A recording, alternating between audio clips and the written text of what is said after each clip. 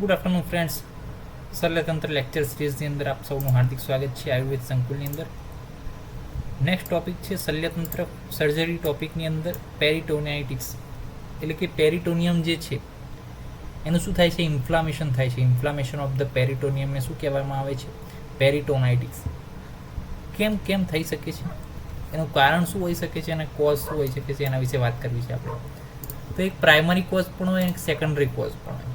Primary cause એટલે કે જે ચાઇલ્ડહુડથી હોય, જે જીનેટિકલી હોય, જે કોઈ પણ પ્રકારનું જે છે આપણા શરીરની અંદર પેથોલોજી ઉત્પન્ન થયા વગર જે પેરિટોનાઇટિસ અંદર થયું હોય એની અંદર, અથવા તો પ્રાઇમરીની અંદર એવું વસ્તુ આવે કે જે ડાયાલિસિસના કારણે થયું હોય, અથવા તો કોઈ રોગના કારણે પ્રાઇમરીલી થયું હોય, તો એ જે છે પ્રાઇમરીની અંદર આવે છે. જ્યારે સેકન્ડરીની અંદર જે વાગે છે અથવા તો કોઈ પણ પ્રકારનું જે છે એ ઇન્જરી થાય છે, એના કારણે જે થાય છે ઇન્ફ્લામેશન ઓફ ધ પેરિટોનિયમ, તેને શું કહેવામાં આવે છે? તેને સેકન્ડરી જે છે પેરિટોનિયાઇટિસ કહેવામાં આવે છે. પ્રાઇમરીની અંદર આવે છે peritonitis of the childhood, peritonitis of the adult, tuberculosis peritonitis અને પેરિટોનાઇટિસ વિથ ધ ડાયાલિસિસ. એટલે કે ડાયાલિસિસની અંદર જે પ્રકારેનું, તો પેરિટોનાઇટિસ વિથ ધ ડાયાલિસિસ જે છે એની અંદર શું થાય છે? તો ડાયાલિસિસ જે કરીએ છીએ એના કારણે જે છે ઇન્ફ્લામેશન ઓફ ધ પેરિટોનિયમ થાય અને પેરિટોનાઇટિસ વિથ ધ ડાયાલિસિસ કહેવામાં આવે છે. ટ્યુબરક્યુલોસિસ પેરિટોનાઇટિસ શું છે? તો જ્યારે ટ્યુબરક્યુલોસિસ બેક્ટેરિયા જે છે ફેફસાની અંદર જે પોતાનું ઓક્સિજન મેળવવા માટે જે છે અંદર ફેફસાની અંદર જે સ્થાન સંશ્રય કરે છે, જે રહે છે, હવે તે દરમિયાન આપણને જે માણસને શું થાય છે? ઉધરસ આવે છે વધારે પડતી ઉધરસ આવવાને કારણે ડાયાફ્રામની મૂવમેન્ટ શું થાય? વધે. હવે ડાયાફ્રામની મૂવમેન્ટ વધે તો એ પેરિટોનિયમ ઉપર શું થાય? પ્રેશર સર્જાય અને એના કારણે ત્યાં શું થાય? તો કે વારંવાર ઇન્ફ્લામેશન થાય, વારંવાર જે છે ત્યાં આગળ અલ્સરેશન પણ જોવા મળે છે. એના કારણે જે થતું હોય ટ્યુબરક્યુલોસના કારણે જે પેરિટોનાઇટિસ થતું હોય ટ્યુબરક્યુલોસિસ પેરિટોનાઇટિસ. તો આ બધું જે છે પ્રાઇમરીની અંદર આવે છે, કે પ્રાઇમરી કોઝની અંદર શું આવે? બાળકની અંદર હોય, એડલ્ટની અંદર હોય, ટ્યુબરક્યુલોસિસના કારણે હોય, અથવા ડાયાલિસિસના કારણે જે હોય પેરિટોનાઇટિસ એને કહેવામાં આવે છે. સેકન્ડરીની અંદર શું છે? તો સેકન્ડરીની અંદર હોલો વિસ્કસનું પરફોરેશન થયું હોય, કાં તો ગેસ્ટ્રિક, કાં તો ડિયોડિનમ, કાં તો કોલોનિક. એટલે કે ગેસ્ટ્રિકની સરફેસ છે, ડિયોડિનમની સરફેસ છે, કોલોનની સરફેસ છે, બધાની આજુબાજુ શું છે? પેરિટોનિયમ રહેલું છે.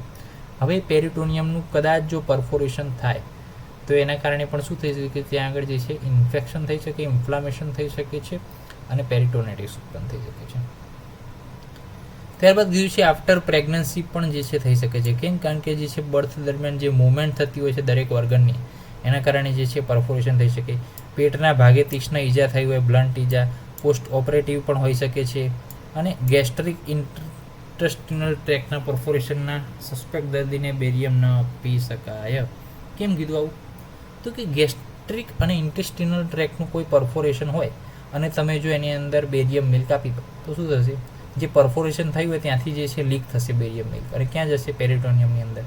પેરિટોનિયમમાં જ્યારે બેરિયમ મિલ્ક જાય ત્યારે શું કરે? ત્યાં આગળ ઇન્ફેક્શન કરે, ઇન્ફ્લામેશન કરે, પડું રહે તો પછી સુપુરેશન થાય, તો એ જે છે ઇન્ફ્લામેટરી આખર રિસ્પોન્સ આવશે બધા.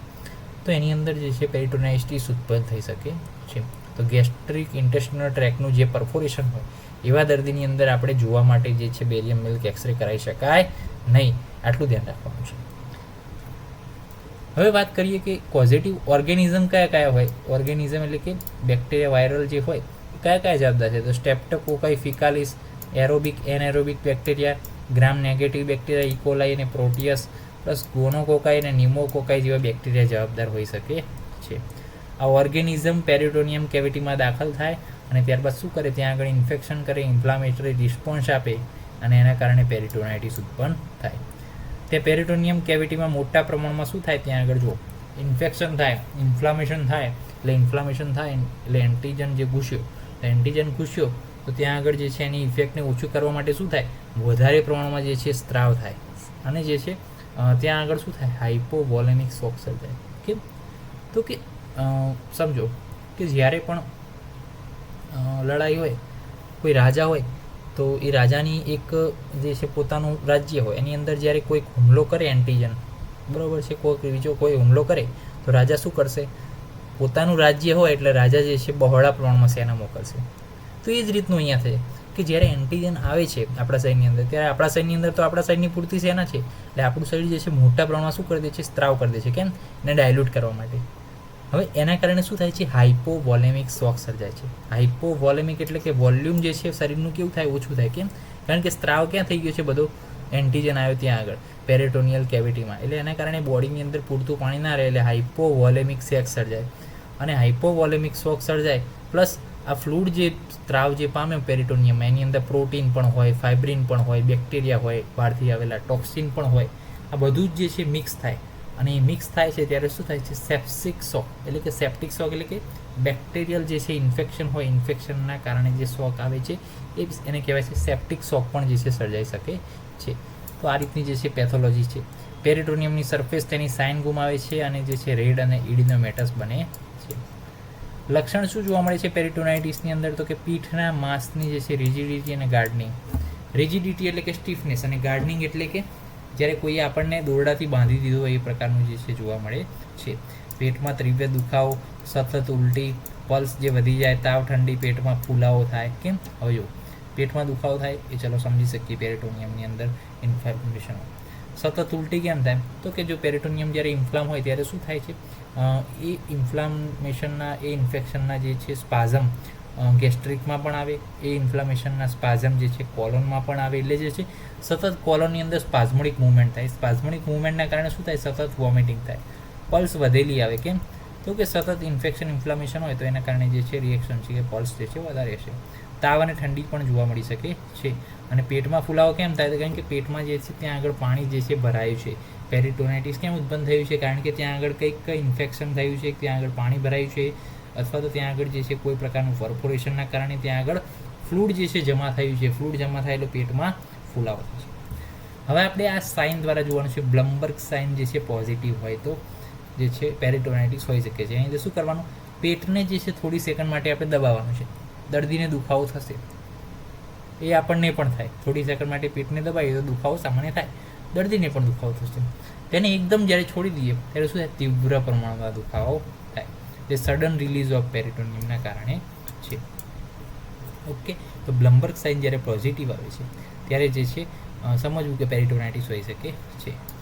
ભાઈ એન્ડ સ્ટેજ ઓફ ધ પેરિટોનાઇટિસ એટલે કે શું છે, તો કે પેરિટોનાઇટિસ થાય ત્યારે એન્ડ સ્ટેજ એટલે કે માણસ મરવાનું હોય ત્યારે માણસની જે છે સારવાર શક્ય ના હોય એવું ક્યારે કહી શકાય, તો એનો ફેસ જે છે હિપોક્રેટિક થઈ ગયો હોય, તેના હોઠ વાદળી એટલે કે નેક્રોસ જે છે એનું બ્લડ સપ્લાય બિલકુલ ખોરવાઈ ગયો હોય, સૂકા હોઠ થઈ ગયા હોય, જીભ ક્રેક થઈ જાય, હોલો આઈ થઈ જાય, પેલ ફેસ થઈ જાય અને કોલ્ડ પર્સ્પિરેશન ઇન ધ હેડ, એટલે કે હાથ ઠંડા પડી જાય, જીભ ક્રેક થાય, હોલો આઈ, પેલ ફેસ, હિપોક્રેટિક ફેસ, હોઠ વાદળી અને સુકાઈ જાય, ત્યારે કહી શકાય કે જે છે એન્ડ સ્ટેજ ઓફ ધ પેરિટોનાઇટિસ હોઈ શકે. ઇન્વેસ્ટિગેશનની અંદર આપણે ટોટલ લિકોસાઇટ કાઉન્ટ કરવાના. કેમ? કોઈ કયું ઇન્ફેક્શન, કેટલા પ્રમાણમાં ઇન્ફેક્શનની હાજરી છે જાણવા માટે ટોટલ લિકોસાઇટ કાઉન્ટ જે છે કરવાનું છે. યુએસજી અને સિટી સ્કેન કરવાનું છે. કેમ? તો કે યુએસજી સિટી સ્કેન કરશો તો એના કારણે આઈડિયા આવશે કે ક્યાં આગળ પરફોરેશન છે, કેટલા મેઝર્સનું પરફોરેશન છે, તો એને આપણો ટ્રીટમેન્ટ પ્રોટોકોલ ખબર પડે. પ્લેન એક્સરે એબ્ડોમિનનો અને ચેસ્ટનો પણ કરાવી શકો છો, લેપ્રોસ્કોપી કરાવી શકો છો, અને 4 ક્વાડ્રન્ટ એબ્ડોમિનલ ટેપ ઓકે એ કરી શકો છો, જેથી આપણને ખબર પડે કે કયા એરિયાની અંદર જે છે પેરિટોનાઇટિસ છે અને ત્યાં આગળ આપણે કયા કયા પ્રિકોશન લઈ શકીએ છીએ. BSL detection of the diabetes mellitus એ પણ જે છે કરી શકીએ છીએ. હવે જો આપણે એસ્પાયરેશન કરીએ અને જે છે એની અંદર બ્લડ નીકળે છે, પેરિટોનાઇટિસ જે છે હોય બરાબર, અને પેરિટોનાઇટિસની અંદર આપણે ફાઇન નીડલ એસ્પાયરેશન સાયટોલોજી કરીએ અને એની અંદર જો બ્લડ નીકળે તો શું હોય, હિમોપેરિટોનિયમ હોય. હિમોપેરિટોનિયમ મતલબ કે ત્યાં આગળ જે છે બ્લડ જમા થયું હોઈ શકે છે, ત્યાં આગળ કોઈ આર્ટરી જે છે બહારની જે પેરિટોનિયમની અંદરની જે છે એ લીક થઈ હોઈ શકે છે. પછી જો બાઇલ નીકળે અંદરથી, પેરિટોનિયમની અંદર બાઇલ નીકળે તો ગોલ બ્લેડરનું પરફોરેશન હોઈ શકે છે, અથવા તો પરફોરેટેડ ડિયોડિનલ અલ્સર પણ હોઈ શકે છે. કેમ ડિયોડિનલ કેમ હોય, કારણ કે જે બાઇલનો બધાનો સ્ત્રાવ ક્યાં આવે છે, ડિયોડિનમમાં. હવે એ ડિયોડિનમમાં જો પરફોરેશન હશે તો સીધું બાઇલ ક્યાં જશે, પેરિટોનિયમમાં, અથવા ગોલ બ્લેડરનું પરફોરેશન હોય તો સીધું ક્યાં જશે, પરફોરેશનનું બાઇલ. બીજું કે ફ્રેન્ક પસ હોય તો શું થાય, ગ્રામ નેગેટિવ બેક્ટેરિયા હોઈ શકે, અને ફાઉલ સ્મેલિંગ પસ હોય તો જે છે એનએરોબિક બેક્ટેરિયા હોઈ શકે છે. તો જે આપણે દ્રવ્ય બહાર કાઢીએ છીએ પેરિટોનિયમમાંથી ફાઇન નીડલ એસ્પાયરેશન સાયટોલોજીની મદદથી એફએનએસીની મદદથી એના કન્ટેન્ટ ઉપરથી આપણે ગેસ કરી શકીએ છીએ કે કયા ઓર્ગનની પેથોલોજી છે, કયા બેક્ટેરિયાની હાજરી હોઈ શકે છે, કયા જે છે પ્રકારનું જે છે આપણે ટ્રીટમેન્ટ પ્રોટોકોલ આગળ તૈયાર કરવાનું છે. ટ્રીટમેન્ટની અંદર વાત કરીએ તો એસ્પાયરેશન કરવાનું છે, નાઝોગેસ્ટ્રિક વિથ ધ રાયલ સ્યુ, ઉલટી અને પેટનો ફૂલાવો જે છે એના કારણે ઘટશે. ઓકે, ઉલટી પણ ઓછી થશે અને પેટનો ફૂલાવો પણ ઘટશે એસ્પાયરેશન કરશું તો નાઝોગેસ્ટ્રિકથી. ઓકે, બોવેલની મૂવમેન્ટને સુધારવાની છે, બ્લડ જે છે બીટી આપણે જે છે બ્લડ ટ્રાન્સફ્યુઝન કરવાનું છે જો હિમોપેરિટોનિયમ હોય તો. ચાર્ટ્સની અંદર તૈયાર રાખવાના છે બીપીના, પલ્સ રેટના, intake output, urine intake, urine output જે છે, વોટર ઇન્ટેક અને યુરિન આઉટપુટ. ઓકે, ત્યારબાદ જે છે જે ફિકલ મટીરિયલ છે એનું પણ જે છે આપણે ટેસ્ટિંગ કરવાનું છે. ડ્રગ જે છે એની અંદર એન્ટીબાયોટિક અગેન્સ્ટ ગ્રામ નેગેટિવ બેક્ટેરિયા અને એનએરોબિક ઓર્ગેનિઝમ પ્રત્યે જે સેન્સિટિવ એ પ્રકારની જે છે મેડિસિન આપવાની છે. લેપ્રોટોમી કરવાની છે પેરિટોનિયમને વોશ કરવા માટે. પેરિટોનિયમને જેટલું વોશ કરશું, જેટલું પેરિટોનિયમને ક્લીન રાખશું એટલું જે છે ઇન્ફેક્શન શું થશે, ઘટશે. અને ફ્લૂડ જે છે આઈવી ચાલુ રાખવાના છે, આઈવી એન્ટીબાયોટિક, આઈવી જે છે એમસેટ, પેન્ટોપી, તો આ બધું જે છે ચાલુ રાખવાનું છે જેથી કરીને શું થાય, પેશન્ટને જે છે વધારેમાં વધારે બેક્ટેરિયલ જે છે તમે એને રેઝિસ્ટ કરી શકે. તો ABCD પ્રકારનું છે aspiration, bowel, charts, drug, laparotomy, fluid. Surgical પ્રિન્સિપલની અંદર ઇન્સિઝન મૂકી ડાયગ્નોસિસ એસ્ટાબ્લિશ કરી એનું એક્સપ્લોર કરી પસનું કલ્ચર કરવું પડે. જ્યારે અંદર જે પસ હોય એનું કલ્ચર કરી એની સેન્સિટિવિટી ચકાસી અને કોઝને ટ્રીટ કરવાનો. સેપ્સિસ એટલે કે જે ઇન્ફેક્શન છે એને કંટ્રોલ કરવાનું. પેરિટોનિયલ ટોયલેટ એટલે કે પેરિટોનિયમને વોશ કરી અને જે બધું જ કન્ટેન્ટ છે એને બહાર કાઢી લેવાનું, ડ્રેઇન કરી અને ત્યારબાદ શું કરવાનું, ક્લોઝર કરવાનું છે. એટલે સર્જિકલ પ્રિન્સિપલની અંદર શું છે, કોઈ વસ્તુ કાઢવાની નથી પરંતુ જે છે ખોલીને ઇન્સિઝન મૂકી અને જે છે બધું જ જે પેરિટોનિયમની અંદર જમા થયું છે એને જે છે બહાર કાઢવાનું છે. એનું પસ કલ્ચર સેન્સિટિવિટી રિપોર્ટ કરવાના છે, એનું કોઝ ટ્રીટ કરવાનો છે, એનું ઇન્ફેક્શન કંટ્રોલ કરવાનું છે. પેરિટોનિયમને વોશ કરી પ્રોપર જે છે કોઈ પણ પ્રકારનું ઇન્ફેક્શન અંદર ન રહે, કોઈ પણ પ્રકારનું જે છે ડ્રેનેજ અંદર ન રહે એ જે છે કરી અને બહાર બધું જ કાઢી નાખવાનું છે. જે પણ સ્ત્રાવ થયો છે, જે પણ પરફોરેશન થઈને જે કન્ટેન્ટ અંદર જમા થયું છે એને બહાર કાઢવું એ સર્જિકલ પ્રિન્સિપલની અંદર આવે છે. અને ઉપદ્રવની અંદર શું થઈ શકે, કોમ્પ્લિકેશનની અંદર જ્યારે આપણે બધું બહાર કાઢીએ અને ત્રાવ વધારે થયો હોય તો હાઇપોવોલેમિક શોક થાય. એટલે કે બોડીનું જે વોલ્યુમ છે ફ્લુઇડ એન્ડ ઇલેક્ટ્રોલાઇટનું એ વોલ્યુમની અંદર શું થાય, અસ્તવ્યસ્ત સર્જાય એટલે હાઇપોવોલેમિક શોક સર્જાય. નાના આંતરડામાં અવરોધ થઈ શકે છે, પ્લસ પેલ્વિક સબફ્રેનિકની અંદર એબ્સેસ પણ થઈ શકે છે. તો આજે આપણે અભ્યાસ કર્યો પેરિટોનાઇટિસ વિશે. નેક્સ્ટ લેક્ચરની અંદર નેક્સ્ટ ટોપિક સાથે મળીશું. રજા આપશો. જય હિન્દ, જય ભારત, જય ધન્વંતરી. નમસ્કાર.